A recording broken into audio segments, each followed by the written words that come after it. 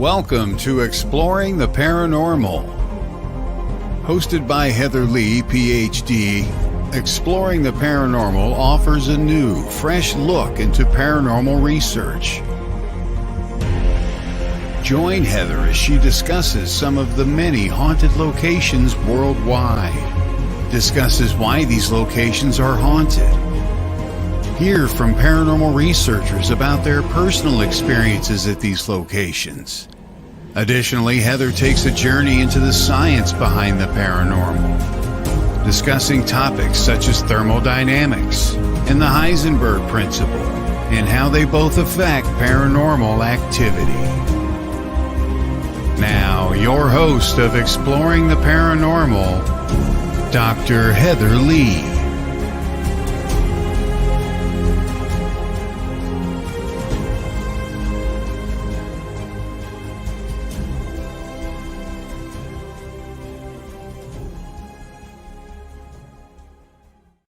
Good morning, everyone. I am super excited to have you all here today. Today is going to be an absolutely great show. I mean, I say that about every show, but I truly do believe that every show is unique and just as amazing as the last one. We will be taking a shift from your standard ghost and paranormal hauntings, and we will be shifting over to cryptozoology today. I have an amazing guest. Todd will be coming on later on, and he is absolutely, the things he's gone through and the experiences he's had are just, it blew my mind when I read his bio. So I'm definitely looking forward to getting him on later today. He'll be on in about 30 minutes.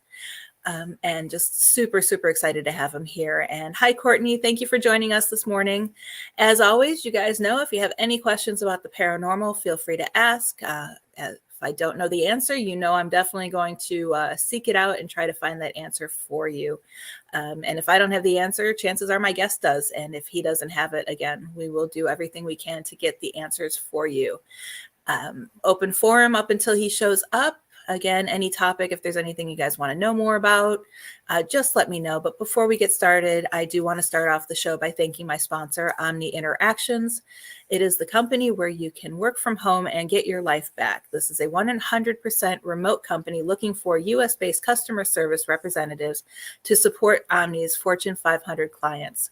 For more information, I will be talking about them later on, but you can visit my website at heatherleighphd.com. It's on the screen there, and go to the Exploring the Paranormal show page, or you can go to getgig.life/paranormal and make sure that when you do go there, you let them know that Dr. Heather Leigh sent you. And so real quick, I always like to start my show with a little update about what's going on with me. Of course, you guys know I've been in this field for more than 30 years.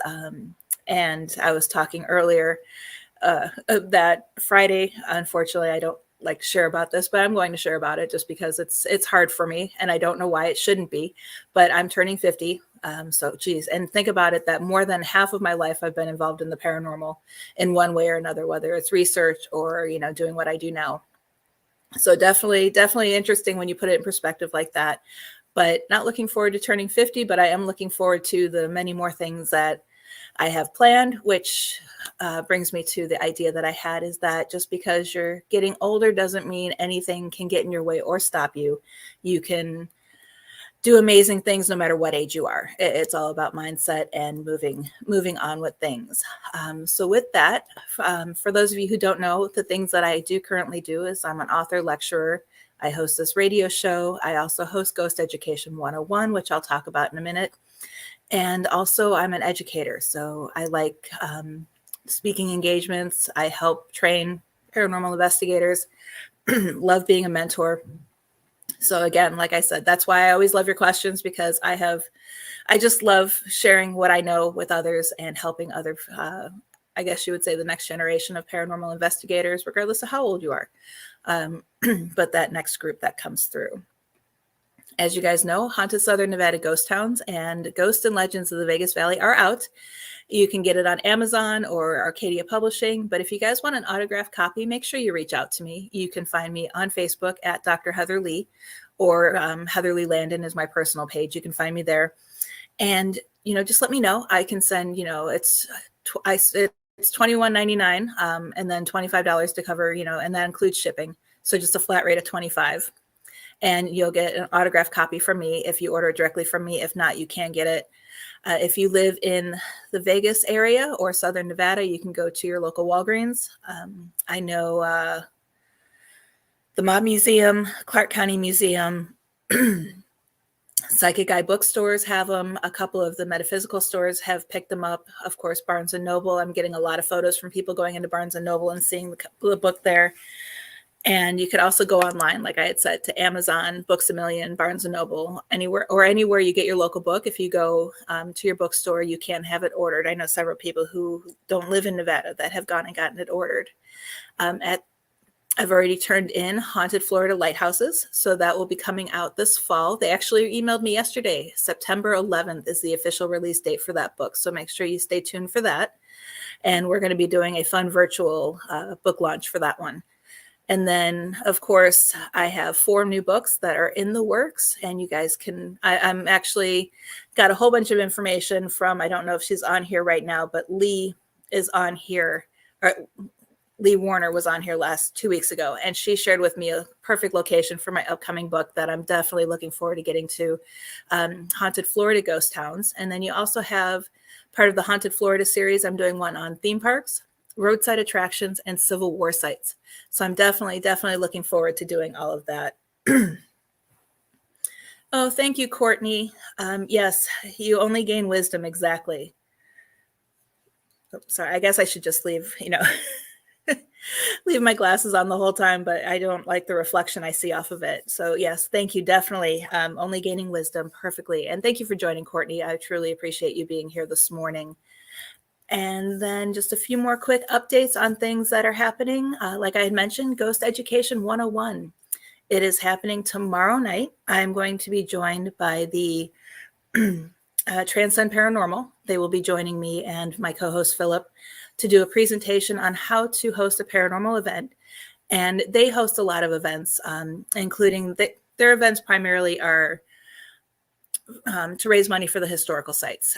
They do an introduction, they teach a little bit, and then they let everybody go on the investigation, all to raise money to help preserve these historical sites throughout the community. So they're going to be talking and sharing how they do it.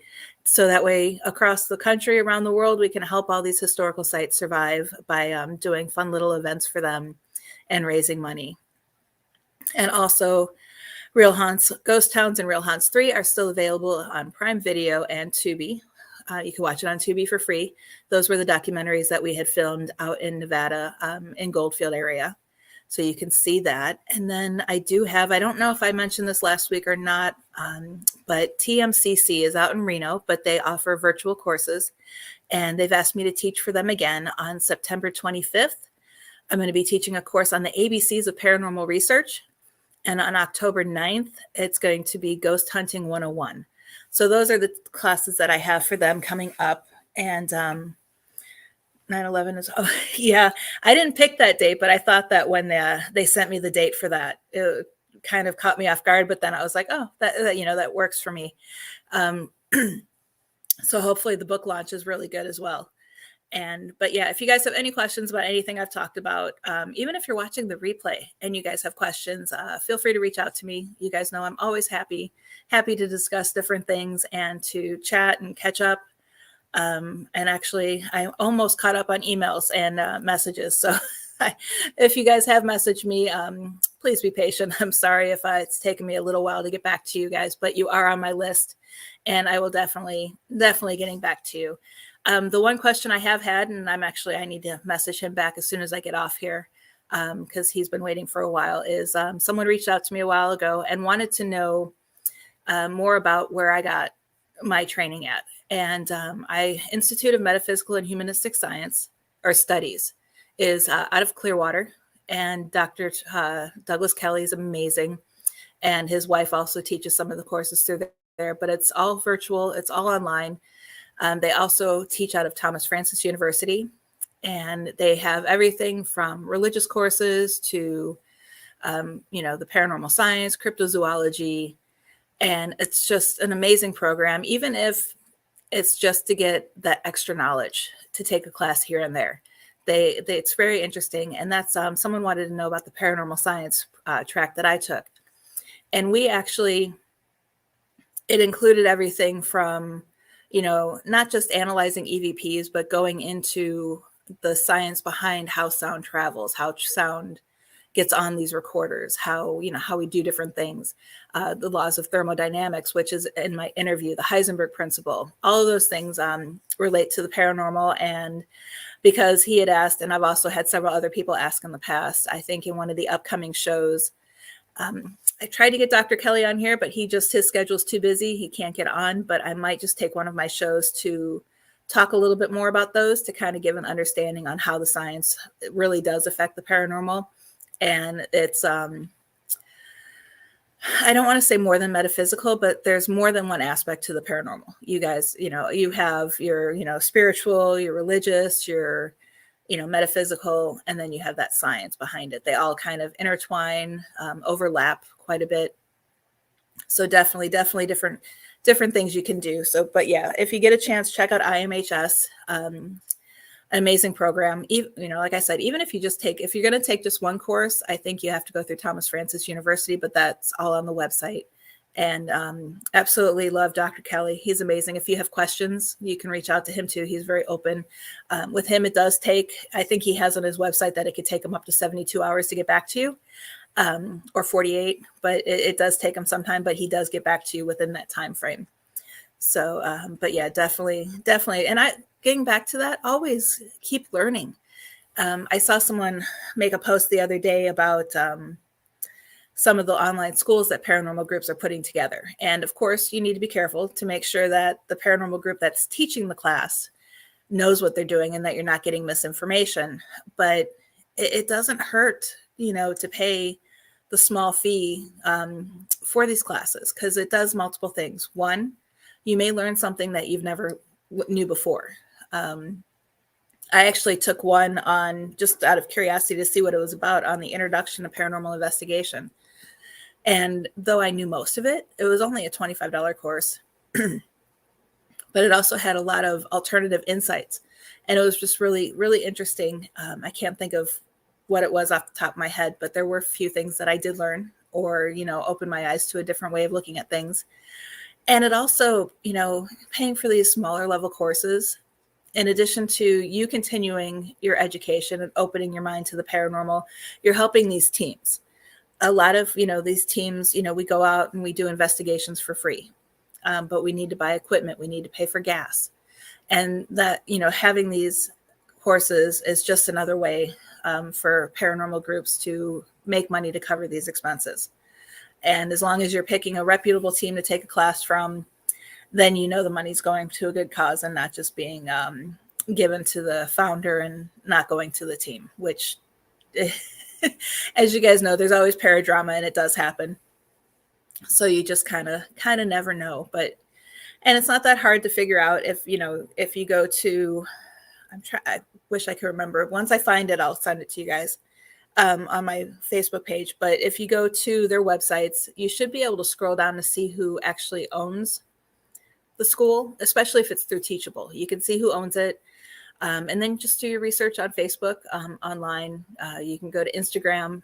I mean, it's one of those, just because they post a lot doesn't always mean they're reputable. You want to make sure, that what they're posting is relevant, is accurate, and, kind of go from there. And to see, not a lot of people will leave positive reviews, but if someone's upset about something, you're definitely going to see those negative reviews out there. But also, again, because no one posts positive reviews, just because there's more negative than positive doesn't mean they're a bad team either. So use your gut, use your internal instincts to figure out what's going on.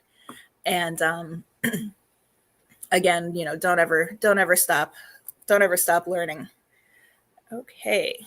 And let me see if there was anything else I wanted to talk about. And no, it's kind of a quiet morning, but I do thank you guys all for joining. So I'm going to pull up my notes for something else to see what we can talk about while we sit here and wait. That's what we can touch on real quick. Hold on a second. My notes are pulling up. Okay, while we wait, And this is actually a good topic to talk about before the guest that I have coming on is today, is the difference between paranormal tourism and urban exploration. Paranormal tourism is fun. I've participated in it a lot.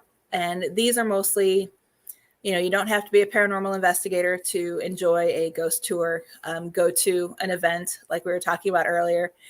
You can kind of, learn about the paranormal. And it's a great way to learn about the paranormal if you're curious, or if you want to become an investigator, but you're not sure if you can handle being an investigator. Going to an event that does an investigation gives you that opportunity to test it out, test out the waters, see if this is what you really want to do, and stuff like that. And then you have, on the other hand, urban exploration, which in most cases, not legal, because it's when by definition, urban exploration is the going to a location that's abandoned, and 9 times out of 10, you don't have permission to be there, such as an abandoned warehouse, an abandoned school. Trying to think. And, sometimes you can go to these locations because they are not no trespassing. But if it's a building, even if it's abandoned, someone somewhere owns it, and you just need to find that to get permission to be there. Urban exploration also causes a lot of problems because those are the ones that give paranormal investigators a bad name sometimes, because they go into these abandoned sites. I've actually seen a video where someone walked up to the chain, and on the chain there was this huge sign that said no trespassing. One of the members of the team lifted the chain while the guy with the camera went under it. And then they started investigating in this area that was obviously marked no trespassing. So you want to make sure that you don't trespass. You have permission to be there. A lot of times urban explorers, they put themselves in harm's way. They get hurt because they go into these locations. They don't know if the structure is sound. They're the ones who egg on the ghost. The whole, I don't really want to say come at me, bro, but that's the only thing that comes to mind. They antagonize, they provoke, and they're the ones who end up with the spirits, the negative energies attached to them. And then also, again, it's illegal. If you get caught, you could be arrested, especially if you videotape yourself and put yourself on YouTube and share the video. First of all, urban exploration is not a smart thing to do, but it's also not very smart to share your illegal activity. So one thing, let me scroll through here real quick. Okay. And so basically how they differ from each other is with tourism, you go on a tour, participate with a group, join in on an event, go to historical sites to visit, whether it's a museum or several historical sites are open throughout the day. Lighthouses, they're open during the daytime. They provide opportunities to learn about the paranormal, and it's a safe, controlled environment. And, oh, hey, Katie, how are you doing? And then you have urban exploration. These are where you go to abandoned locations. It's closed to the public. You don't have permission to be there. Again, they antagonize the spirits. It's illegal and trespassing, and it can also be very hazardous. Okay. And because of that, it's not always recommended because you have a lot of people sometimes have lack of training. You risk physical attacks, and it's not even just of the dead. You run the risk of being attacked by the living. A lot of these abandoned locations are at risk of the homeless, mischievous people being there. I've heard stories of a lot of locations being drug dens. People who think an abandoned location, squatters, they're now very protective of their location. And then you also have animals. Depending on where you live, you could run into poisonous snakes, poisonous spiders, bears, rabid animals. There's so many different dangers to urban exploration, which is why you want to just kind of make sure you do it in a controlled environment is just basically what I'm saying. Oh, good morning, Hangout. He must be getting big by now, huh, Katie? I'm sorry, I'm like losing my voice all of a sudden. I wonder if that is a sign I am talking too much. No, just kidding. And then, like I had mentioned,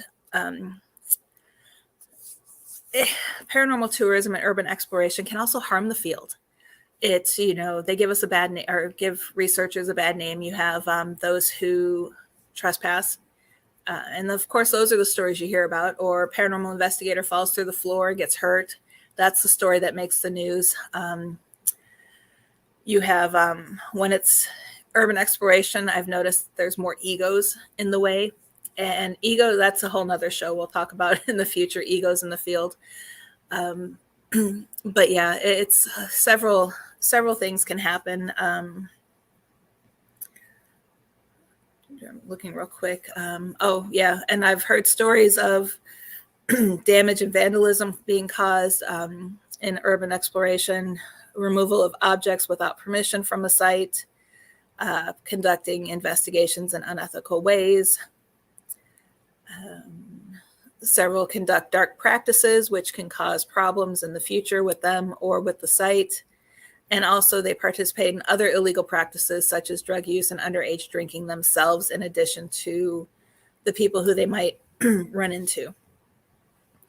So there's so many different things that can happen with that. And again, like I said, find a reputable group that does the tours. I'm trying to think of, I know there's Key West has I wish I could remember the name of it off the top of my head, but remind me or send me a message if you want to know the name, because I have it saved somewhere.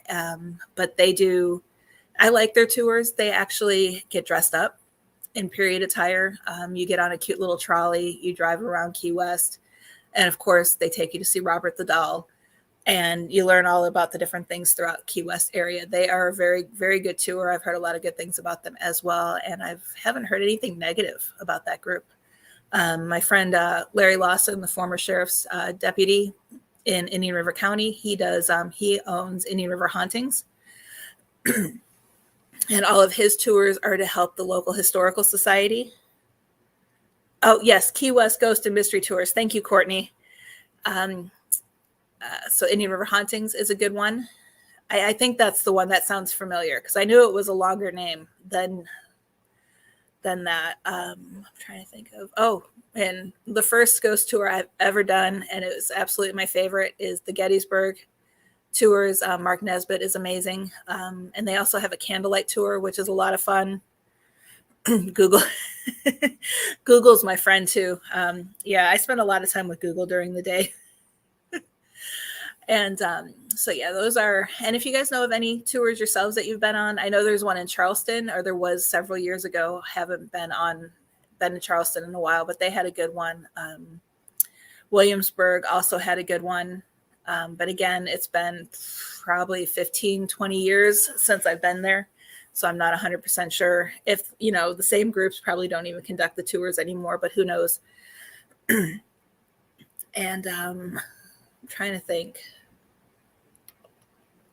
Yeah, those are the most common ones that I've been on in the past, and definitely worth it. And you guys will know. I mean, you'll know if it's a reputable. I mean, most of these groups that do the tours, they've been doing them for a while, and they do it through a location. So like, trying to think, I think there was one in Tampa that did it through a marina. So you booked your tours through the marina, not this ghost team. And then it was almost like they were employees or, contractors, and then the marina paid the group. So it was kind of one of those things. So you have that marina backing them up. Historical societies. I'm trying to think. Okay. And I'm kind of continuing to babble as I lose my voice. But yeah, Chamber of Commerce's. So just kind of do your research and learn more about it. And then I also have notification that my guest has arrived backstage. So real quick, before we go, we're going to take a quick commercial break early. But before we go, when we return, of course, I will be joined by my guest, Todd, for an open discussion about the paranormal and his investigations and his experiences.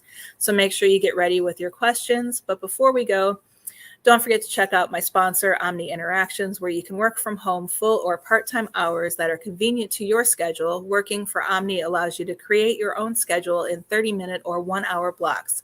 Finally, a company that allows you to get your life back. And like I've said in the past, this is the absolute perfect company for paranormal investigators looking to work and have the time to go investigate and do the research that they need to do. So if you guys have any questions about that, check out my website. You can message me or go to getgig.life/paranormal and make sure you tell them that Dr. Heather Leigh sent you. And when we return, I will be introducing my guest, and you guys are going to have an amazing time hearing about his experiences. We'll see you in just a few moments.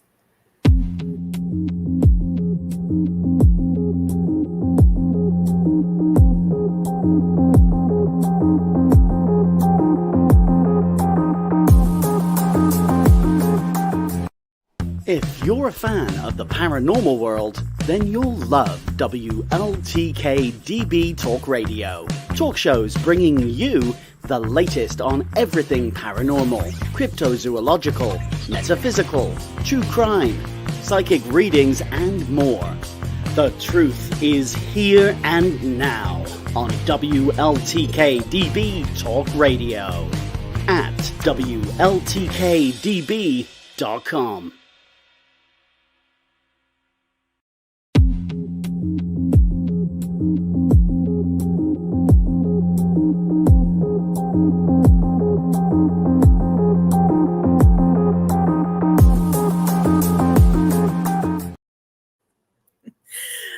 Good morning, everyone. I think I jumped on that a little bit early. Todd's not quite at his chair yet, so when he gets back, I will be notified. But while we wait for him to get to his chair, because I know I took that a little bit early, I just want to talk a little bit more about introducing him to you. But he is, I love this term, he's a Bigfoot witness turned researcher. He's been active in the paranormal investigating area for more than 29 years. He was born and raised in the Pacific Northwest and grew up hearing about all those legendary creatures, which are alternately known as Bigfoot or Sasquatch, but gave it a little credibility beyond that of a good old-fashioned campfire tale. Of course, you guys, when you go camping, we hear all these campfire tales that were designed to frighten those young campers. All of that changed for Todd in the spring of 1993. He is also this, I cannot wait to learn more about this part. He is the co-founder of the American Primate Conservancy in 2015, which was granted domestic nonprofit corporation by the state of Oregon in October of 2015. Their mission is the discovery, knowledge, research, recognition, and protection of Sasquatch. So definitely cannot wait to learn more about that. And as soon as he is in his chair, we will make sure that we get discussing him. And Katie, this might be, if I see you still hanging around there watching, this might be something that you might want to pass on and let your personal Sasquatch know that this would be a show for him to watch, because I'm always seeing your husband and Kurt posting things about Sasquatch. So yeah, he might be interested in watching the replay on this one. So I'll make sure I get you that link on the replay in case he's not watching right now. So real quick, I guess I want to talk about going into the cryptozoological aspect of this, of the field. Of course, when you think of the paranormal, you have the first thing everyone goes to is, ghosts, spirits, of course, demons. And then you have shadow people, Hat Man, and all of that stuff. But you don't really, I know I think about it because I try to research all aspects of it, but not everybody thinks about the cryptids, cryptozoological, Bigfoot, skunk ape, the Yeti, Chupacabra. I'm like trying to think of all the different things, Mothman. So many different things that are still unexplainable that they do fit in the paranormal world. So it's a lot of fun to kind of broaden your horizons, because the other thing too is a lot of people have different experiences with each different area of the field, that you could possibly think that there's a crossover. I mean, I'm curious to see what Todd has to say about it when he's here. But I know I've had guests on in the past who have thought their theories of Bigfoot is that he goes through a portal, which is why you never feel up ready ready to roll. But finishing that one, I had him on a while ago, and his theory was that, Bigfoot went through a portal, and that's why we didn't see much of him, and that's why it was so scarce. And there's so many different theories, and that is why I am super excited to have Todd on the show today to talk more about his experiences and their theories on what Bigfoot really is. Hello, Todd. How are you doing? Good morning. How you doing, Heather? I'm good. Good. So happy you were able to get on the show today. I know it's early out by you. By far the earliest podcast I think I've done, but glad to be here. I'm super excited. So we talked a little bit about your experiences, but I want to get more information on what you mean in your biography about witness turned researcher. What experiences caused you to become a Bigfoot researcher? Well, my baptism into Bigfooting, if you will, began in 1993, actually.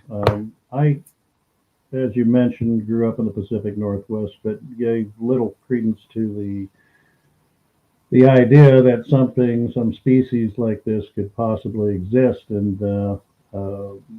having been an avid hunter and fisherman, hiker, mountain climber, and whatnot, not having had an experience, it just kind of left me, I don't know, maybe agnostic, if you will, on the whole subject. And then one day, I had a bit of an epiphany, if you will. On April 3rd of 1993, I was a combat engineer in the Oregon Army National Guard. And part of what we do as combat engineers involves the use of a lot of high explosives. And on that particular day, we were in the Oregon Coast Range on some private timberland. And we're given access to 3 different rock quarries, gravel quarries, if you will, where we would practice our trade and various scenarios, combat scenarios, would employ C4 plastic explosives, ammonium nitrate, different explosives for different scenarios. And we had blasted 2 of the 3 sites that we were going to that day, and had just set the fuses on our 3rd and final cratering charge. And so we had about 11 minutes to get out of the area to a safe spot and await the explosion. And then SOP, or standard operating procedure, was to go back and check our work. And so it's just another typical day in the Army. And so we boarded our vehicles. There were 4 vehicles in all, and I was a passenger in the second vehicle, which was a Humvee. I sat behind the driver. And so we take off. We're going down this narrow, winding logging road to get away from the impending explosion. And it was a beautiful day in April in the Coast Range, clear blue skies. And so I had the window open and my arm hanging out, and I'm just, again, being a hunter, it was just natural for me to, scour the countryside as we went along, looking for elk or deer or whatever. And I got the whatever. We came around a corner where the second quarry, the one we had detonated a large amount of C4 at, perhaps an hour earlier, it came into view. And what struck me were these 3 very dark, very large beings, if you will, standing right out in the open in this quarry. And the first thought that came to my head is, oh my gosh, what are those people doing down there? Because as you can imagine, we had a pretty good quarantine on the area, keeping civilians out just due to the explosive and the danger of what we were doing. But I hardly got that thought out of my head when I realized what I was looking at weren't people at all. And by that, I mean, first off, their silhouettes were not human at all. The arms and legs were just disproportionately longer than that of a human. Sure, they were standing on two legs, but the arms reached all the way down to the knees. The legs were also disproportionately long, like I said. They were jet black, no clothing, discernible clothing, and just huge. They were, of the three, I would say the one in the middle was certainly taller than the two on either side. Now, these three subjects were facing our convoy. They were obviously observing us as we were descending this hill across the ravine from them, and the one in the middle. The one in the middle didn't move much. It stood there like a statue. I estimated it to be close to 9 feet in height, and very broad at the shoulders. I mean, these things were built like bodybuilders, all three of them, just broad shoulders, no real discernible neck. The trapezius would come almost from the bottom of the earlobe straight out to the shoulders. Barrel-chested, tapered waist. The two either side of the larger one, though, were moving. In fact, they were shifting weight. They were swaying back and forth, if you will. They were shifting weight from one foot to the other and swaying, and these long pendulous arms were swaying back and forth in front of their knees. And they did that the entire time I watched them. And time-wise, this wasn't a very brief sighting. In fact, I watched them for nearly 25 seconds, which may not sound very long, but I mean, look at your watch for 25 seconds. Especially considering what I was observing, it just seemed like an eternity. And anyway, after 25 seconds or so, we rounded the corner, and I lost sight of them and just kind of slumped back in my seat and tried to wrap my head around what I just observed. And we continued on down to the safe staging area, and which wasn't too far away. And so when we came to a halt, I instinctively jumped out of the Humvee and started jogging back up in the direction we had just come from, in hopes of being able to get another viewing of them. And unfortunately, our standard operating procedure prohibited anybody from being out of sight of the main group, just because of the danger of what we're doing. I went as far as I dared, and I stood on my tiptoes, trying to look over this dirt berm that was blocking my view. And I just could not get a bearing on that quarry. And about that time, somebody calls out my name, and I look to my right, and here came Sergeant Martin, who obviously had been watching me, and he said, "What are you looking at?" And I said, "No, nothing." And he proceeded to come right up to me and looked me right in the eyes, and he says, "I don't suppose you saw what I saw down at that second blast site?" And at this point, I thought I was the only one that had seen it. So I said, "I don't know, Jeff. What did you see?" And he looked to his left and right, and made sure nobody was within earshot, and he said, "I saw 3 huge, dark Bigfoot, I guess."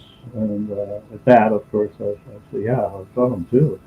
So that was kind of neat to know that somebody else had experienced what I had. I didn't need that corroboration, but certainly it was nice to know somebody else had that experience, and that I can't unsee what I saw that day, and it's just amazing to me how 25 seconds of my entire adult life at that time, at the age of 34, 25 seconds completely changed the course of my future.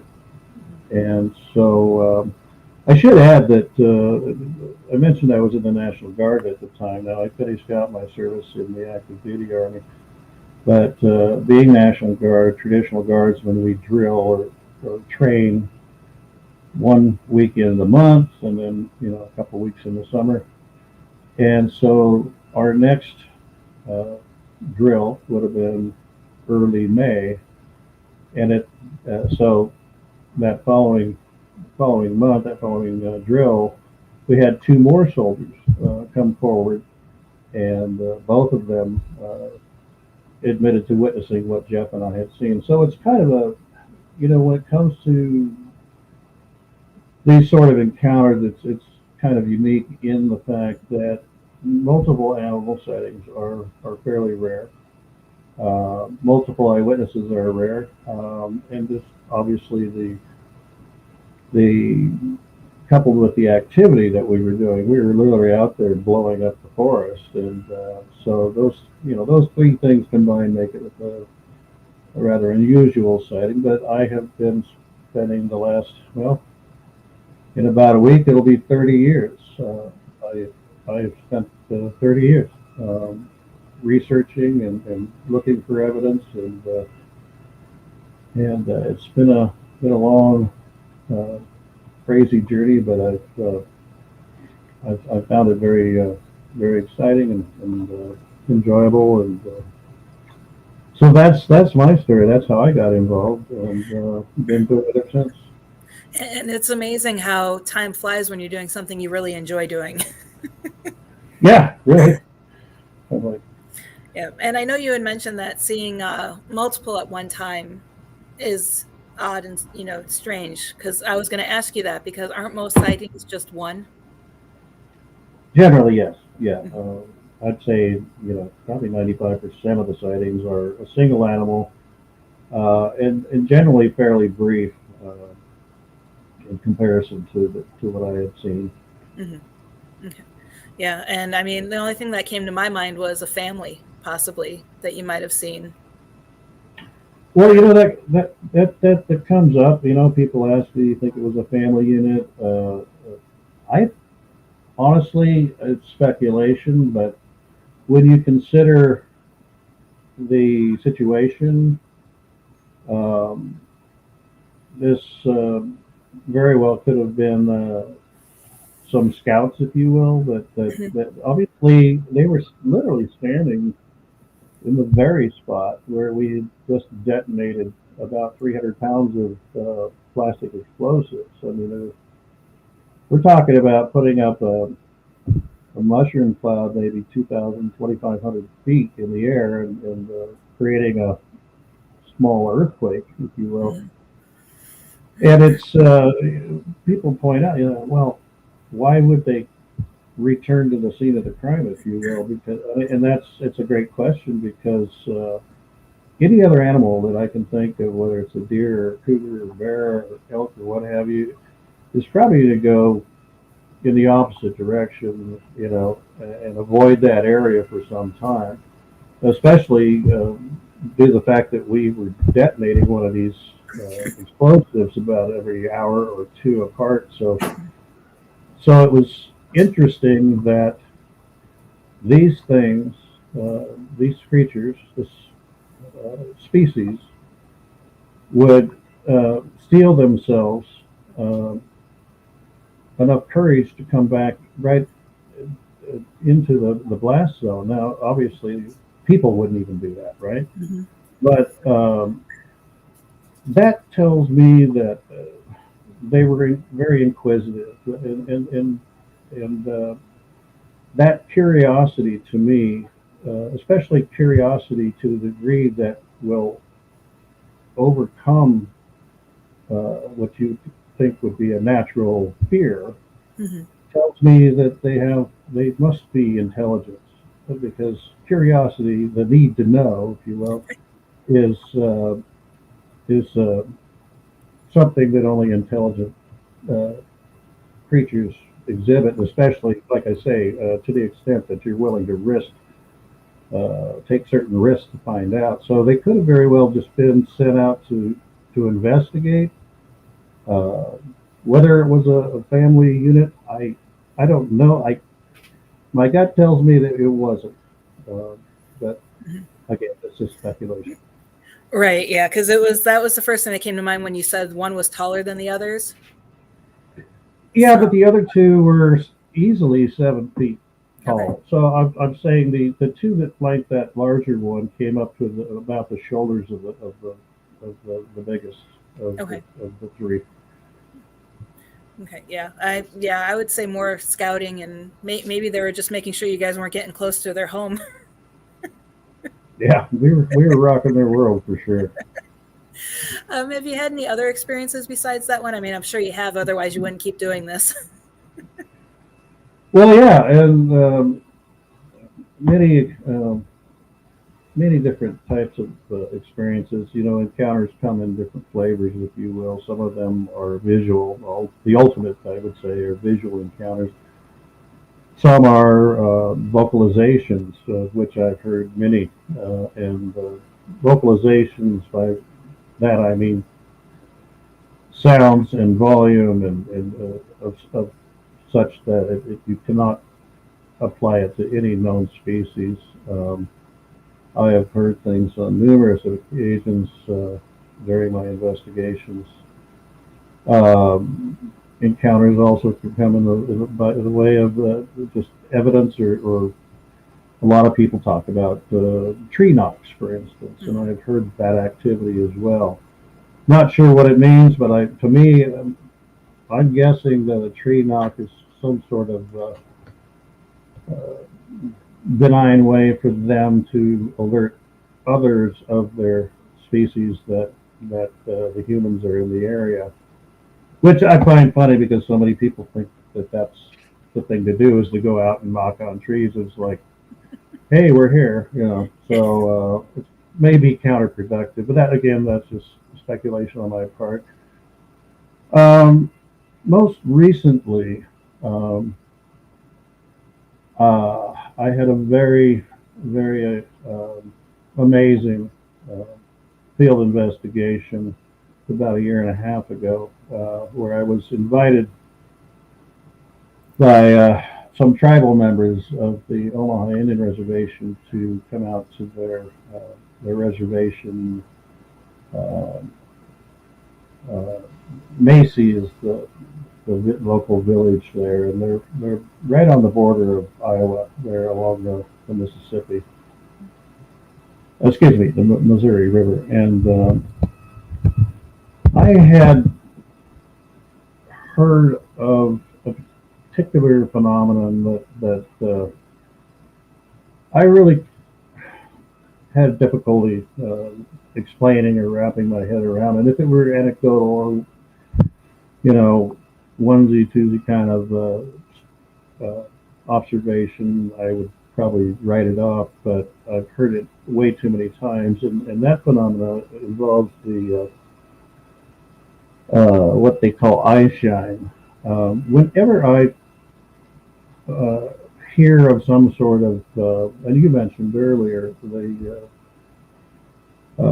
alleged going through portals and being trans-dimensional, if you will, those kinds of things, I had put in the paranormal or supernatural category. And for me, I'm not a scientist, but I tend to base my explanations on standard biological explanations, I guess. And so excuse me. It's only my second cup, so bear with me. You have a couple more to catch up to me. Yeah. Excuse me. Anyway, I had seen actually some video of it, and so I was curious, and so I just had to go out and see for myself. So I got out there on a Saturday late and spent Sunday with the tribe, and then Monday night, my host said, "I'm going to take you out to this area." Now, mind you, this is during the height of the COVID pandemic, so the actual town of Mays was in lockdown. It was basically quarantined from, I think, from 10 o'clock to 6 o'clock. You weren't supposed to leave, and they actually had guards coming in and out of the reservation. And but my host happened to have a little bit of clout with in the tribal council, and so we were able to go out. And we would go out around midnight. The only reason I bring up COVID is because where we went was very remote, very thick rolling hills, heavily timbered and hardwood trees. And we would go out at midnight, and we'd be out from like midnight until 2:30 in the morning. You know, don't get me wrong, but I'm skeptical about this whole anomaly. So first thing my mind goes to is, I hope I'm not getting hoaxed here. But again, because the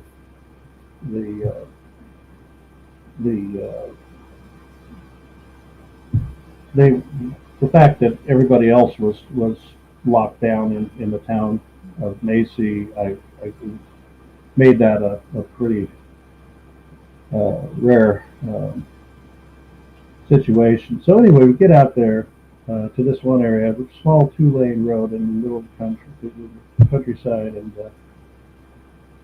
no other vehicles out at this time of night. We park, we walk across this road, and we're looking into pitch black darkness. I mean, you can't even see the hand in front of your face, right?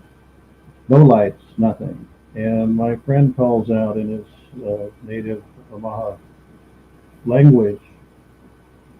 He calls out into the darkness. He says, "Oho, Kage." And nothing. And he says it again, and all of a sudden here I'm seeing what looks like a pair of glowing eyes. And by that I mean I can't explain it. I can't unsee it either. And I'm watching this, and you can see them blink. They would change color a little bit, depending on if they were looking directly at you or if they were averting their attention perhaps toward my friend. They would turn a little bit more orangish red, but when they were fixed directly on you, they were white and fairly bright. And so that night we had as many as 3 separate individuals simultaneously, 3 sets of eyes out there in the darkness. And I'm just blown away. And if it was just the eye shine itself, that'd be one thing, but there was also these vocalizations that were just absolutely amazing. In fact, that first night we went out, and we went out 5 successive nights in a row, Monday through Friday. Sometimes I wouldn't get to bed till 3 in the morning. But anyway, that first night we were there, we weren't there for 5 minutes when this one, I assume was a female, and I say that because it was extremely high pitched, very loud. Basically, I know it sounds crazy, but basically sang a song, if you will, and by that,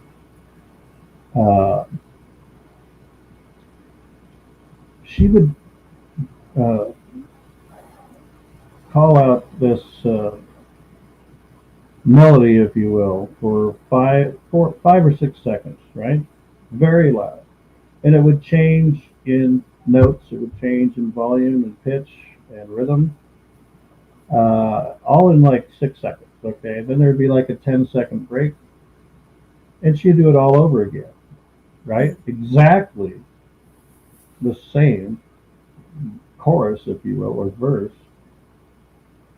And this went on for about a minute, and she did this about 4 times within a minute. Again, about 6 seconds, 5 or 6 seconds long, but repeated the exact same thing. So anytime I hear vocalizations like that are repetitious, that tells me these aren't just arbitrary sounds. There's a meaning. And if you ask me, I thought it was very welcoming. It wasn't scary at all. It was beautiful, in fact. And it would be 3 days later that in broad daylight in the same location that I would hear her do it again. But she only did it one time. But again, it was exactly the way she had done it 3 days earlier. But we went out 5 nights in a row in 2 different locations, and every night we had these encounters. And it was just absolutely mind blowing. I can't wait to get back out there. Mm-hmm. Yeah, it's one of those things where it's a good thing it was calming, because I don't know if I saw these glowing eyes coming at me, what exactly I would do, being in pitch darkness. Well, it's funny that you should say that, because he would say again, ho kage, which means hello friend. Mm-hmm. And at times he would say gigaho, which means come closer. And in fact, in some cases, they actually did. Mm-hmm. There was just some amazing encounters. We had one time where I think it was on a Wednesday night. We had activity, but it wasn't as active as it had been the previous couple nights. And he said, now he had converted to Mormonism, actually. He was a Latter-day Saint and very devout. And so he said, I'm going to try something. I haven't done this in a while, but I've done it a few times, and sometimes I get a reaction. I go, what are you talking about? He goes, I'm going to pray with them.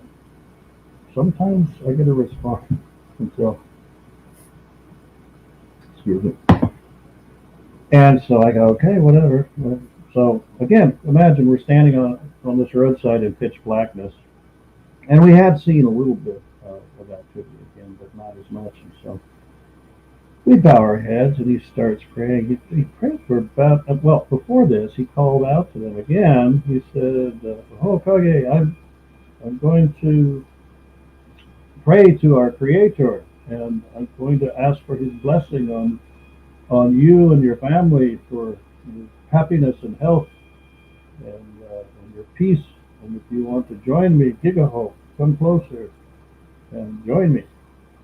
So we bow our heads, and he starts going into this prayer, which lasted maybe 3 minutes. And we got about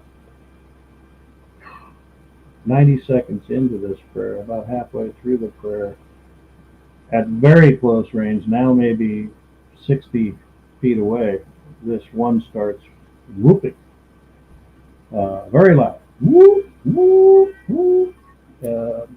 Did it 4 times. And it's everything I could do not to look up. I'm just like, oh my goodness. Because they had been standing back 100 to 150 feet away, but now this one came up close and was getting a little crazy. And I was like, as soon as he said, oh man, I'm like, was that what I thought it was? Said, yeah, I told you, sometimes they react to that. Another time we went out to a different location, and this is kind of funny. This was on a Thursday night, and I realized I only had one more night, and this was happening fairly consistently. So to the point where I dare say I could go back there tonight and experience it with pretty good odds. And and bear in mind, my host had established a relationship with this group, if you will, for the better part of 3 years. So they obviously knew him.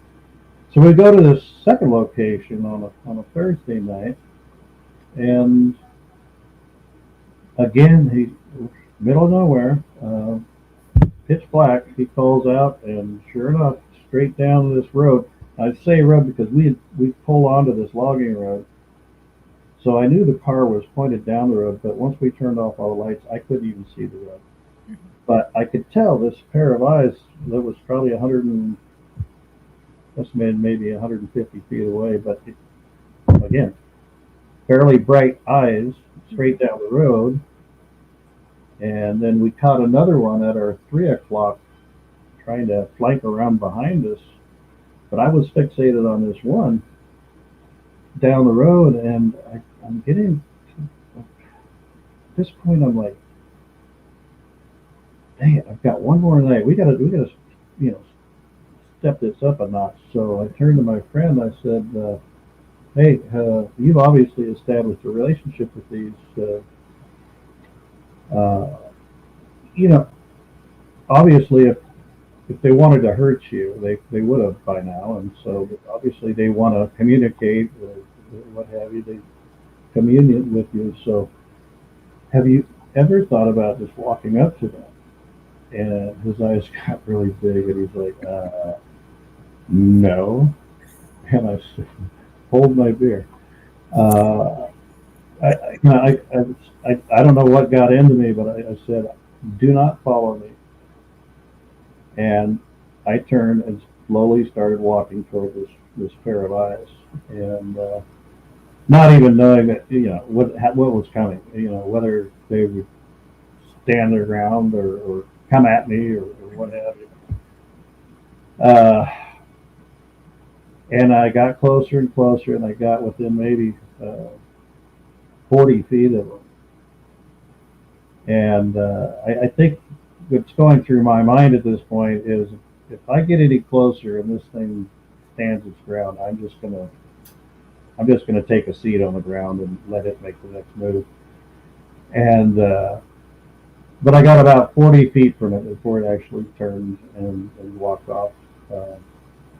But my Indian friend still to this day talks about that crazy white guy that tried to walk up on Bigfoot. So, but that was an amazing thing. And so because of that, Heather, I had to face the fact that what I considered paranormal or supernatural, well, I was wrong. And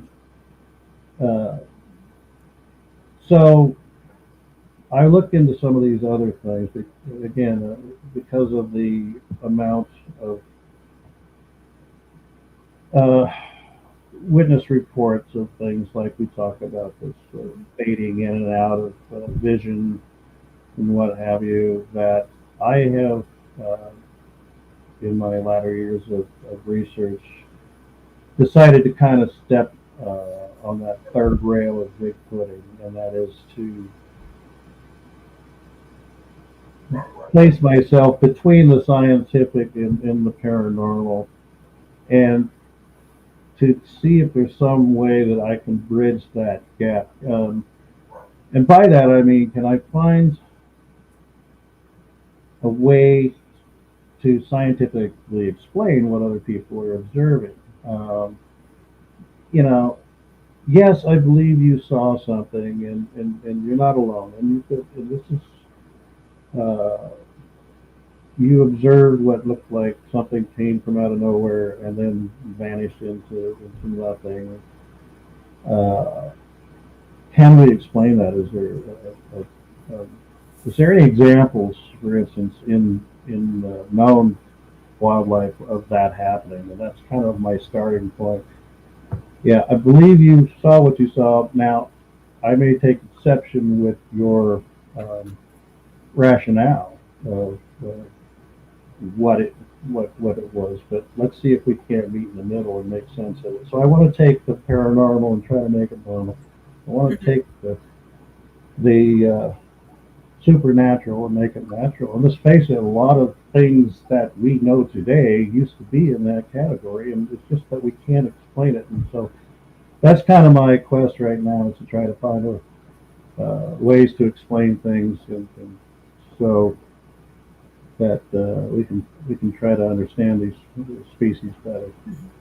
Yeah, it sounds like my goal. My ultimate goal in the actual parent, like the ghost side of it, is to make it no longer a pseudoscience. I still cringe when I hear that term. Yeah, right. But I mean, there's got to be an explanation, right? Yep. Yep, exactly. And one thing I just want to bring up real quick is my son, he does investigating with me, and his theory on Sasquatch and Bigfoot is that they're ghosts of cavemen.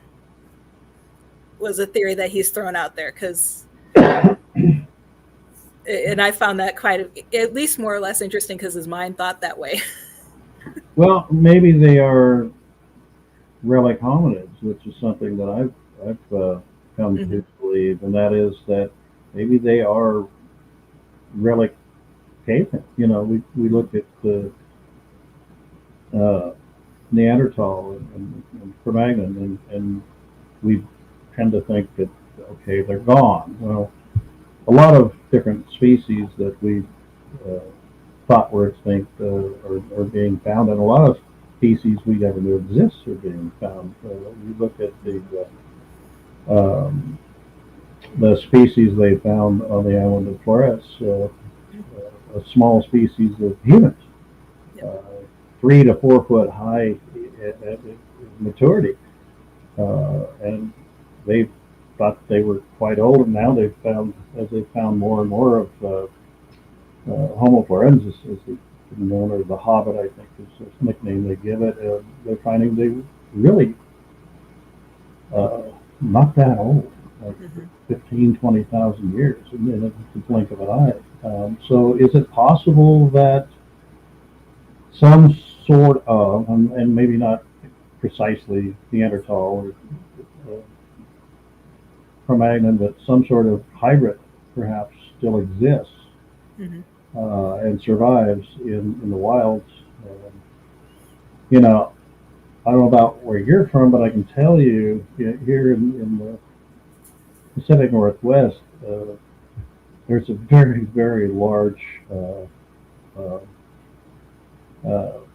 area that is just uninhabited. I myself live in the Cascade Mountain Range, in the Mount Hood National Forest. And you know, when I fly out of Portland to go anywhere, and you fly over the Cascades, it just goes as far as you can see from Northern California right into Canada. And I live in a very rural area up here, maybe just around me 500 or 600 people.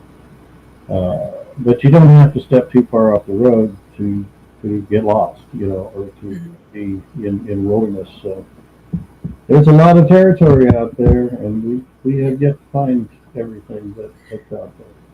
Yeah, I mean, being in Florida, we have a lot of swampland and marshy areas, and we have the skunk ape, or at least reports of the skunk ape. Yeah, I've actually done some investigation out there, some field work in the green swamp with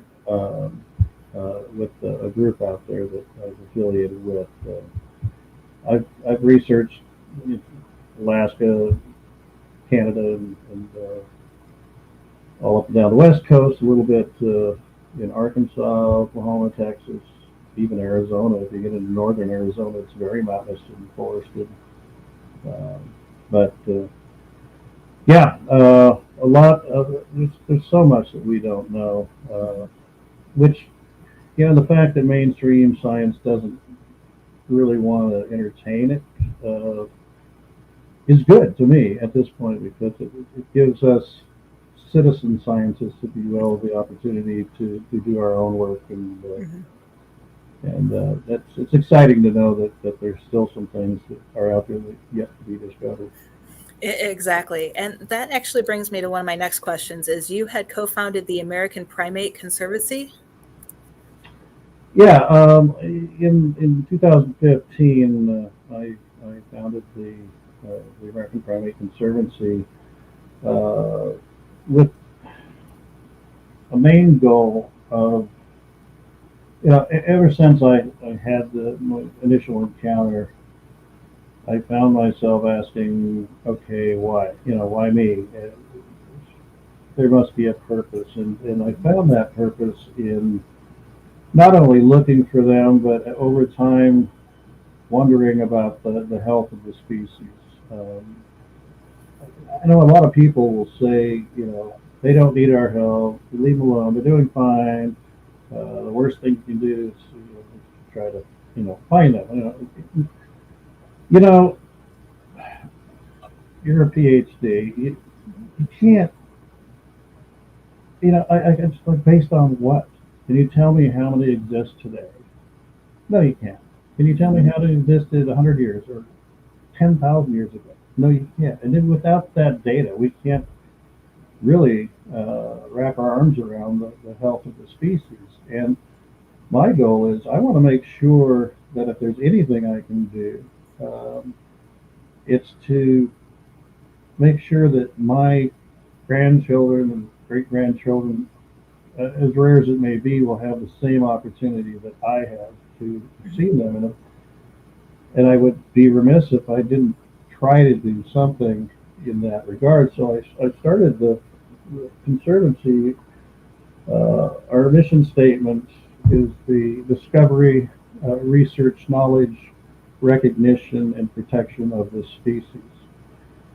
And the discovery, research, and knowledge is ongoing. The tough hurdle is that recognition. Mm-hmm. Without official scientific recognition, it's going to be very difficult to get protections enacted. I can't see what it would hurt to get something out there to at least make it to where people realize that if they are to harm or kill one of these things, that the damage may be irreversible. Extinction is not the last of a species dying. There's functional, technical extinction when the numbers get below a few hundred that inbreeding takes place, and they're basically due to genetic defect, and so we've had to learn that the hard way over time. And we've got, if you look up extinction, there's a laundry list of dozens and dozens of species that we have photographs of that are no longer here. Mm-hmm. And it's sad. And I couldn't live with myself if I didn't do something in that regard. I know a few people have tried to get laws enacted with the Department of the Interior, which obviously runs the Forest Service and Fish and Wildlife and whatnot, and to no avail. They're obviously their whole thing is, well, you can't even prove they exist. Why should we, bother?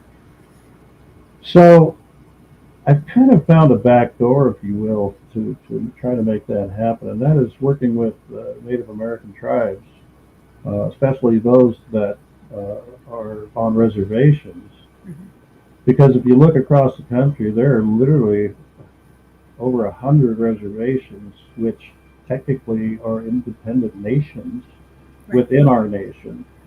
And they have their own autonomy. They can make their own laws with regards to fish and wildlife and really anything they want. So, and whereas we've lived with these things for perhaps, when I say we, I mean, Western society, Europeans, maybe 300 years, these Native Americans have lived symbiotically with these things for, over 20,000 years. Mm-hmm. So who knows better than they as to the existence of these things? And without exception, every tribe has a name for these things. Mm-hmm. Whether it's Satonga or the Sonoqua, the Quas, Sasquatch, Bigfoot, Oma. The list goes on. And so I have been working with a number of tribes to put together what I call the Indigenous Peoples Bigfoot Protection Act, just basically a draft that they can kind of plug and play their own tribal name into it and their own whatever they call it. In the case of the Omahas, it's the Omaha Nation, Omaha Peoples Satonga Protection Act. Mm-hmm. They call them over there Satonga. And my hope is that if these tribes get on board, that they're going to realize a couple of advantages. Not only that they're going to be able to protect that of which they are well aware of, but it also will bolster their culture, mm-hmm. Their traditions, and their feelings towards these things. They view them as an ancient tribe. In fact, they call them the old ones or the first ones. Mm-hmm. And in other words, they were here before even we were here, kind of thing. And so they revere them and respect them and treat them as another tribe. And so my hope is that this will catch on like wildfire, and other tribes across North America, both the U.S. and Canada, will get on board, and then we can go to the Department of Interior and say, hey, look around you. This is already well established. Mm-hmm. Within all these tribes, and that at least will make it a little more palatable for them to put something into an actual law to protect them. So that's kind of the projects I'm working on. Yeah, because I mean, a lot of people that I've talked to, they fear Bigfoot, and it's it's until there's something proven. I haven't seen or heard of any cases where Bigfoot's actually attacked. Well, that's not entirely true. There are some tales of them being aggressive, but I mean, just look what happened yesterday. Humans are just as violent as anything on this planet. People tend to stereotype this species, and I dare say they are as individual as you and I. Any animal under certain circumstances can be dangerous, and certainly given their brute strength and size,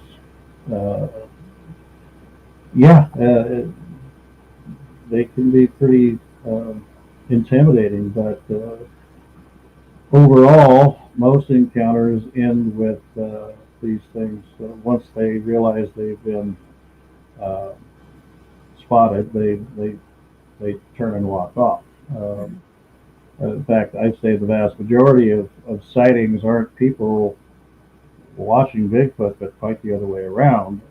People realizing that they're being watched. I think they're very curious of us. I think they find us as fascinating as we do them. And but by and large, it's people finding out that they're the ones that are being watched. But you mentioned violence. Like I said, there are good people, there are bad people, and even good people can have a bad day. Or you might find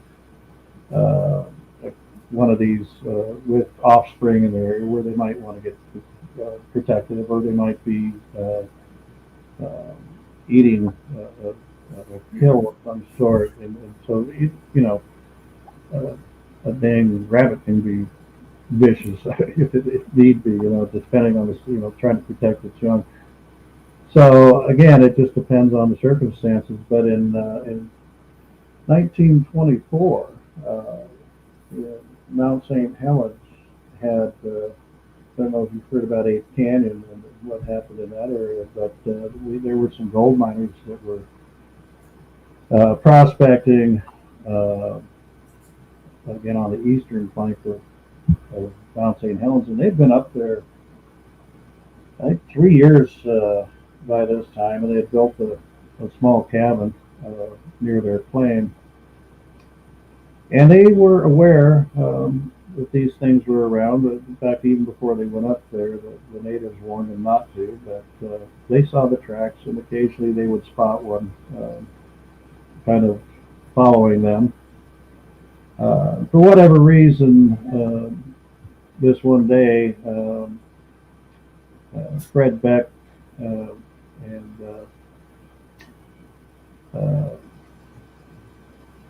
Smith, the gentleman he was with, saw one across the canyon and shot it 3 times.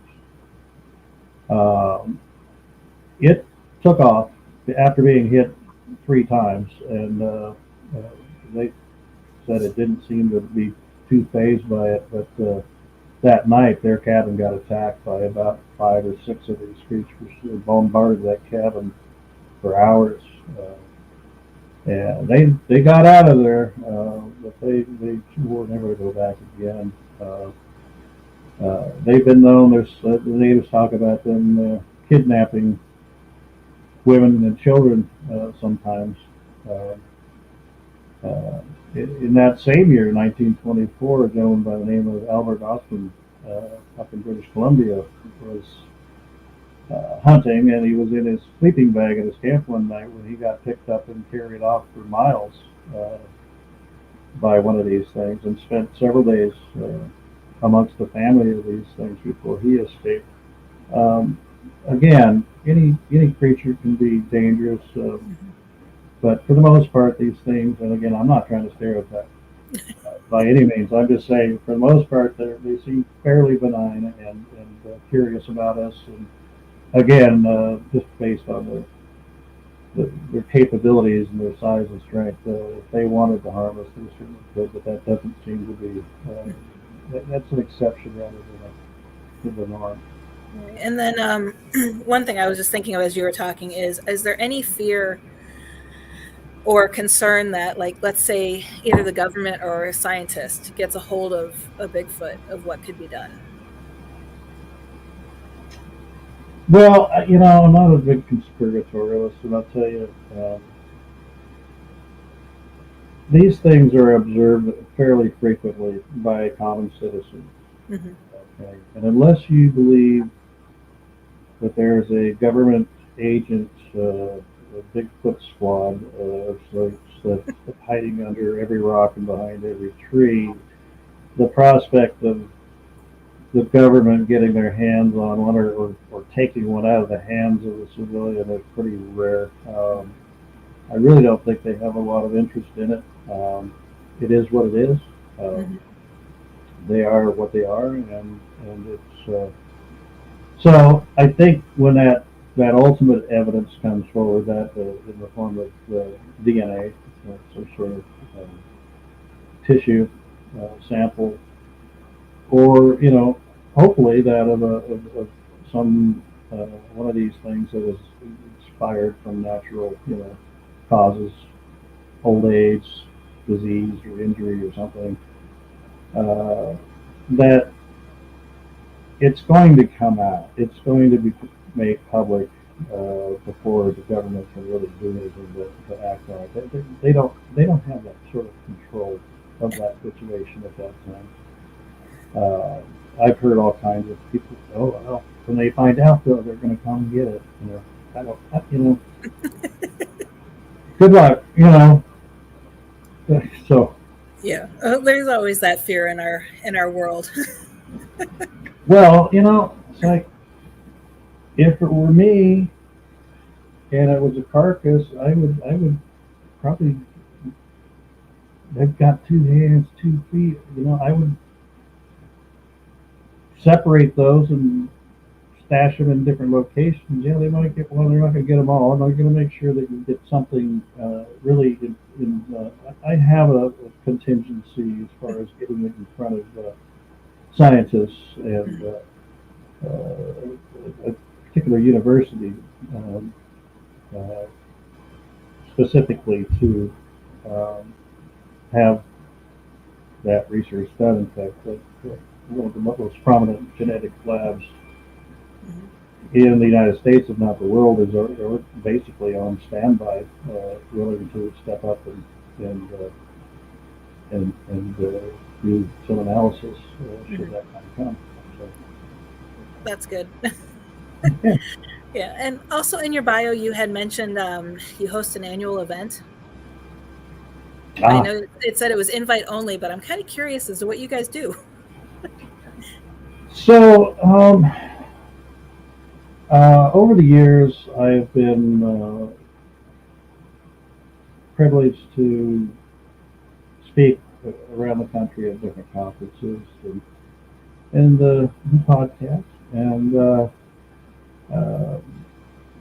some documentaries and whatnot that I worked on and currently working on. And I've met a lot of people over the years, as you can imagine. And I think it's 2008. I just sat back and thought, too bad all these independent researchers couldn't collaborate, could be brought together. What would it be like to get all of these people I've met, researchers in the same room at the same time? What a brain trust, really, of research and data. And I thought about it, and I thought, what would be better than that is to get these researchers together for several days, get them around in an outdoor setting around the bonfire with an adult beverage in their hands and make them really get to know each other on a personal level, because I saw a lot of jealousy and competition amongst different groups and individuals, and this is just a waste of time. Is there some way I can, get that, kumbaya moment with these people? And so in 2008, I came up with this concept. I wanted to put together a gathering of researchers, but nothing like what I had experienced at any other conferences. Don't make it open to the public. Make it private. Make it invitation only. Invite only researchers, no vendors, no audience, and being nonprofit, not to really make any money out of the thing, just to make it a very casual gathering, a retreat, if you will, for Bigfoot researchers. And I kind of facetiously named it Beachfoot, because we would hold this thing on the Oregon coast.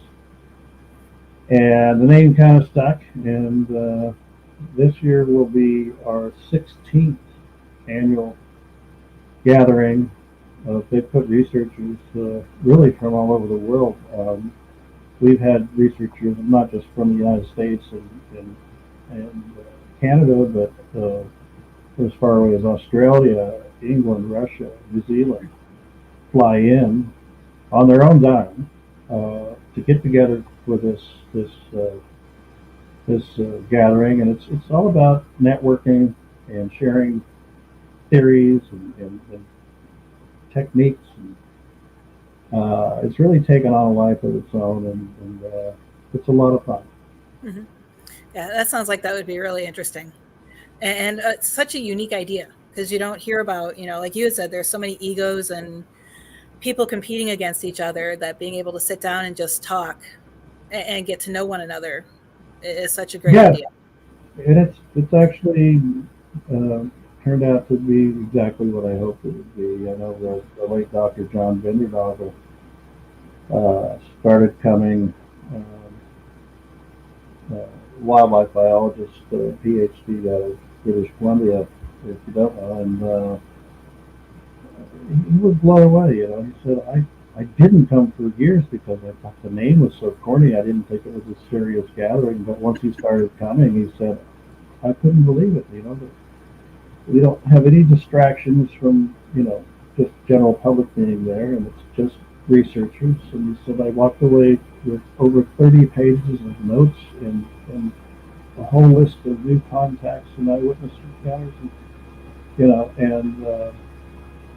so pretty much everybody who's anybody in Bigfoot has been there at one time or another. I do have a Facebook page dedicated to Bigfoot, named Bigfoot, go figure. And it's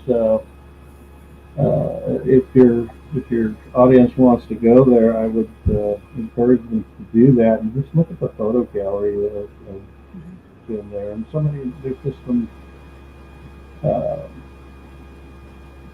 You'll see an amazing array, a gallery of a lot of researchers, and you can just tell by looking at the pictures. We have a blast when we're there. I enjoy the bonfires myself.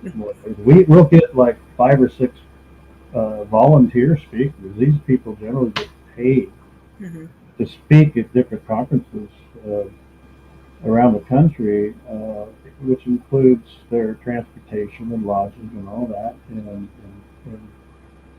here they're paying to come there and their own transportation and volunteering to talk because they're talking amongst their own constituents. And anyway, it's just been a great concept that's caught on, and we're looking forward to doing it. I think it'll be the last week. It's 4 days, 3 nights, 4 days, and these people are camping out, literally camping in tents or hammocks, or in some cases they bring RVs. But we've got a 10-acre private campground that we lease every year, and it's just a lot of fun, and it's very productive in terms of research. Cool. Definitely. I'll share that link on Facebook so everyone can find it in case they're having trouble finding it as well. And real quick before I let you go, you had mentioned in your bio that you have a contract for a project coming up. Are you able to share details on that or not? I can say that I have signed a non-disclosure agreement. So, but I can say that I have been selected to be part of a cast member on a upcoming, yet to be named TV series involving Bigfoot, obviously, and hope to start filming here in the next month or so. It's got some. They're basically chopping it to different networks, and I think they've got a couple big names already on board. I don't know how many platforms they'll be on, but anyway, can't say a whole lot more than that. Just stay tuned. I would like to plug one documentary that we just finished this last year called A Flash of Beauty, Bigfoot Revealed. You can get that on Amazon Prime or a number of different platforms. It's turned out to be the #1 most downloaded documentary this year. It's really taken off. Yeah, we're really proud of it. I spent about 1.5 years working with the producer and director on that. And there's a TV series that just came out called Expedition. Hang on a minute. It's Mission Unexplained. They flew me out to New York to film an episode of that. It's out in Canada. It came out this month in Canada, and I believe it'll be coming out in the U.S. on April 28th or so. So I'll be looking for that Mission Unexplained. So I'm interested to see how that's turned out. But yeah, but A Flash of Beauty, Bigfoot Revealed has just become a really big hit, and I've worked probably about 30 different TV shows and documentaries, and by far I think that's really the best one. Cool. And I'll get that list of TV shows up in case anyone wants to catch any of the older episodes or anything like that to see you in action, I guess is what I'm looking for. But before going, just let everybody know where they can find you or your organization. Yeah, the Conservancy actually has a website. It's AmericanPrimate.org. I have a Facebook page, like I said. It's American Primate Conservancy Facebook page, and my personal Facebook page is my name itself. My email address, if they want to write, it's americanprimate@aol.com. So if you have any questions, feel free to contact me there. I'll be happy to answer any questions you have. Well, perfect. Thank you so much. I had such a great time, and I'm so glad you reached out to be on the show. It's definitely nice to have a change besides just your typical ghosts that we've been covering a lot lately. Well, had fun, Heather, and thank you for having me. And I'm going to go get my third cup of coffee. Yeah, and definitely I'll have you on again. And for those of you watching, make sure you stay tuned. I'll be right back after this commercial break.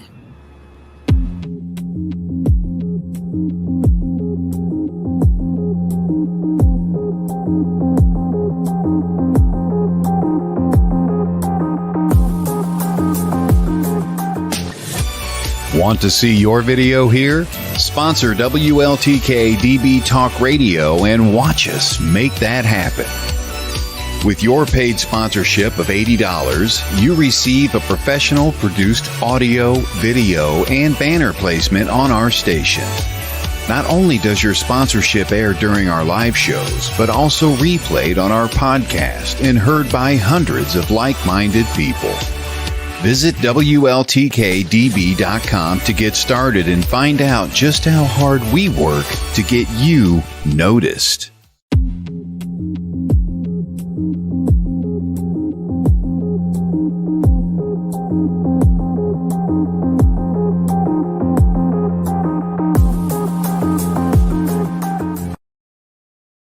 Hello, everyone, and welcome back. Wasn't Todd amazing? Absolutely loved listening to his stories.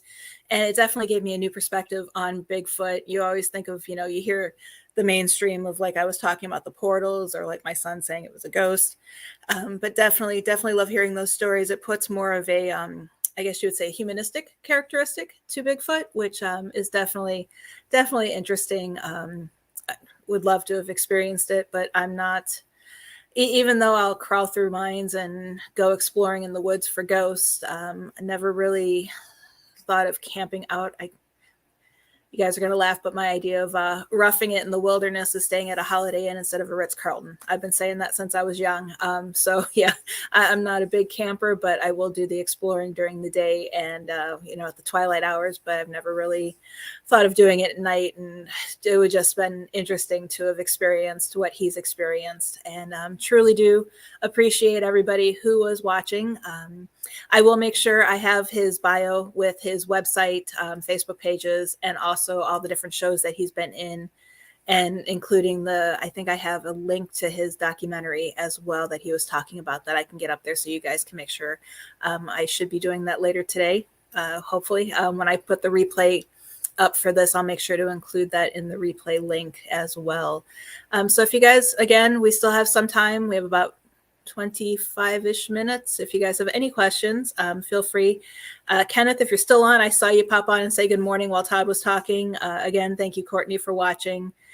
Katie, I'm assuming you might have dropped off, but I know I'm going to definitely be getting you this link because I'm sure Kurt would have enjoyed that discussion. And for those of you who don't know, my friend Katie, I've known her for years. Her and her husband own a store in Wisconsin called Sasquatches, and it's a really cute. I've seen the photos of the store. It's a really cute store. So that's why I think her husband would absolutely love. So that's why I keep saying that. And I'm just trying to think of a few things. I had a few things that I wanted to say. This will teach me not to write them down while we're doing it. But, that's what I wanted to ask him. I'm going to have to send him a message because I know he does that private event, but I'm wondering if they do any public events where they take people who are curious about Sasquatch, but I don't know how that would work safety-wise because I don't know.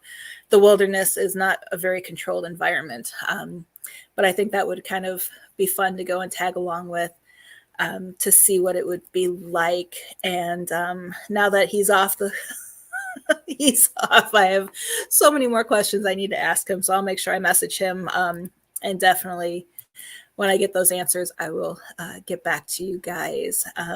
Again, I'm looking through my notes for the show. If anyone has any questions, you know how to reach me. At Exploring the Paranormal Show on Facebook is the best way to see updates for the show. It also has links for my sponsor, which I'll talk about again in a minute. I do have an event coming in July. I just got some of the details yesterday, not all of them, but I'll know more soon that I will be attending. I know have an event in October. Haven't made the official announcement, but I'll be hopefully announcing that soon once I get everything finalized for that. And then, of course, next year's already starting to book up as well. And don't forget the 2 classes I'm teaching with TMCC, the ABCs of Paranormal Research, just to kind of give you guys an idea of that one. Basically, what I'm doing is I'm taking each letter of the alphabet, ABCs, and coming up with 3 to 5 things to discuss about each letter. For example, and it would be more in depth. It's not just like A equals apparition, B equals Bigfoot, C equals chupacabra. It would be more or less each letter. I would go into like extensive details. So let's say D for dowsing rods. I would go into and I would demonstrate how to use the dowsing rods, what they're used for, the history of the dowsing rods, and all of that stuff. It is let me just check. It's a 3-hour course. I'm not sure what the prices are. They should be in their catalog. I want to say last year they got in the catalog in June or July. And as soon as that gets released, I'll definitely be sharing that so everyone can register for it.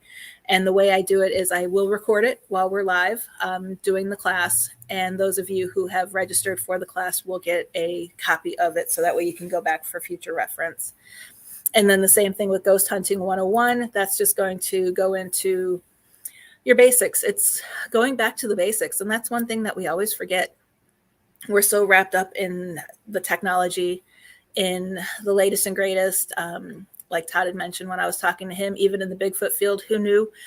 Egos. We need to let all of that go and go back to the basics. Go back to using our instincts, your basic digital voice recorder, even a reel-to-reel tape. I know some people who use those still. Dowsing rods, of course, and getting away from kind of almost like I don't want to say forgetting everything that we know today, but just going back to when investigating was simpler. And then it's going to also continue up through today with some of the more popular tools and kind of go into a discussion on different ways to conduct an investigation. And I'm still in the process of doing that. So if anyone has any ideas to help with subjects for those courses, let me know. 3 hours is definitely a lot of time to fill up. I know I did a course last year on Southern Nevada ghost towns, and the 3-hour course ended up being like an hour and 45 minutes. Nobody had any questions. And you guys know me, I talk fast sometimes. So sometimes a reminder in the comments, slow down, Heather, is greatly appreciated. But I did talk a little fast during that when I went back and watched the recording. So that one kind of did go by a little quicker than I had expected. So yeah, just let me know if you guys have any ideas for those. If there's anything you want to learn, let me know. I'm also putting together other classes and presentations that I'm going to be doing across the country soon. So actually, I can pull up a list of some of the classes or presentations that I've been asked to do real quick. Of course, the one that I started talking about today, paranormal tourism versus urban exploration, is one of them. Hosting paranormal events. Of course, you have my ghost town talks, how to be an ethical investigator, documenting the paranormal. When ghosts attack, this one's going to be a fun one. It's talking about all different experiences that I've had where ghosts have actually physically and psychically attacked. My favorite one that I love doing is non-tech paranormal equipment and investigation techniques. I've been asked to teach several classes on my herbal magic. I have When Ghost Hunters Get Scared, Herbal Magic and the Paranormal. Of course, you have my lighthouses, photo analysis training, and then protection against the paranormal. So those are all different classes that I've been asked to teach and presentations that I'll be doing. Some I am going to be putting up on my YouTube channel. I'm going to pre-record it, not in as depth as I do in my classes, but there will be some of that information available to give not only a preview of what to expect, but also to get, valuable information out to everybody, the basic information out there. And, you guys know me, I pretty much share everything anyway. So chances are everything will be eventually put up on my YouTube channel for you guys to get the information and to watch more. So stay tuned to my paranormal show for that. And also real quick, I know earlier I had talked about Ghost Education 101 airing tomorrow night. I just got a message. I need to talk to them. We may be postponing the show 2 to 3 weeks. So I will definitely let you guys know that one. If you want to know more on that, you could also go to Ghost Education 101 on Facebook to see when that has been changed and what is happening. And I am so looking forward to next week real quick. Actually, let me pull up everyone that is going to be on it. Next week, it's almost like a panel discussion. I'm going to be having members from Georgia Paranormal Investigations joining me. And I know Stephanie Elgady is going to be one of them. And she is amazing when it comes to EVP analysis. So make sure you have your EVP questions for her. We also have Kelly, I think it's Kelly Ladd, who will be on. She has been investigating the paranormal for more than 30 years. And then, hold on, I'm scrolling through Facebook. And Michelle she is a psychic medium. She started at the age of 5. Her gift runs through her family. And then also Stephanie, who has been a part of the paranormal field for years, is amazing. I've worked with her on other cases, as well as several other different projects. I have talked to her. She's been on Ghost Ed several times. And absolutely, all 3 of them are amazing. And I cannot wait for you guys to get to know them better and have fun. So real quick, I'm going to start wrapping up, going over the closing of the show. And if you guys, again, if you have any questions, reach out to me at Dr. Heather Leigh on Facebook. You can also find at Exploring the Paranormal Show. You can also find me on WLTK DB Radio's Facebook page. Keep a close eye out. I will be sharing the replay and all of the information about Todd and how you can find him later today. If you want to get your copy of Haunted Southern Nevada Ghost Towns or Ghosts and Legends of the Vegas Valley, you could always reach out to me as well. I have autographed copies here that I can send. I think I only have 2 of the Vegas one left, but I have plenty of the Ghost Town ones left. And then also stay tuned. Haunted Florida Lighthouses will be out September 11th. And that is it as far as that. And real quick before we go, earlier I chatted a bit about my show sponsor, Omni Interactions. I definitely want to thank them for being a part of the show. Make sure you take time today to learn more about their self-scheduling opportunities, which are perfect for the life of a paranormal researcher. You can learn more at getgig.life/paranormal. And like I had said, make sure you tell them that Dr. Heather Leigh sent you. So with that being said, I hope you guys have a fabulous week and an even better weekend. I will see you on the other side next week after, as I age past 50. And we will see what life has to bring for me after that. So again, thank you guys. I will see you guys next week at 10 a.m. Eastern, 9 a.m. Central. You guys all have a fabulous week. The truth is here and now on WLTK-DB Talk Radio at WLTKDB.com.